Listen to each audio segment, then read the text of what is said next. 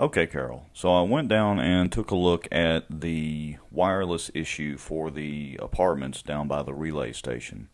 And part of the problem is, as you can see from this map, the distance between there is about 300 feet or about 100 yards, give or take a little bit.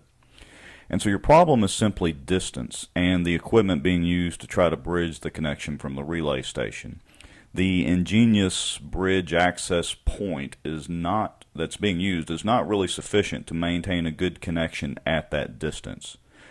Plus, I believe that one operates at about 600 milliwatts of transmit output, and that can actually interfere with maintaining a good connection. It sounds better to increase your milliwatt output, but the reality is that in a lot of cases, once you get beyond a certain point, it can actually interfere with your transmission.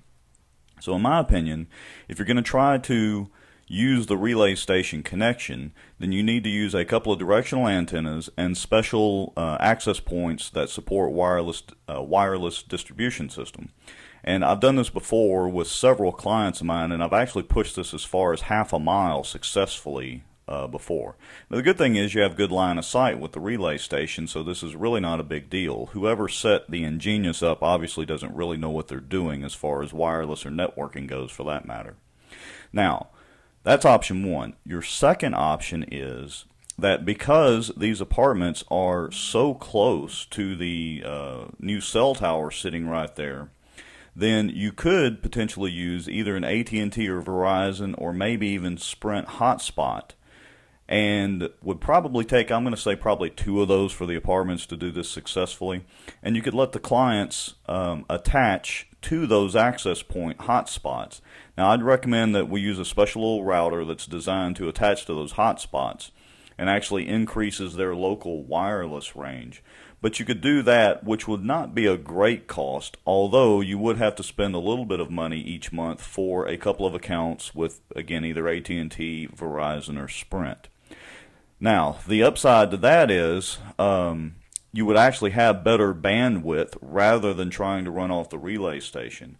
If you're correct that the relay station has a T1, by the time you figure in the amount of traffic that the relay station itself is probably generating across the internet, as well as customers that are coming in there and joining the open wireless access point right there, then you really don't have enough bandwidth to have a really nice user experience for the people in the apartment deal. So my recommendation would actually be to probably go with the cellular hotspot deals. As you can see on my screenshot of my cell phone, I'm sitting at the apartments getting a very strong 4G signal on my iPhone, and so that indicates that this would work really well. So anyway, my 2 suggestions are, in summary: 1, we actually use good equipment and correctly set up the wireless jump from the relay station to the apartment. Or number 2, and what I really suggest, is that you use an AT&T, Verizon, or possibly a Sprint hotspot and run off cellular service for the apartments.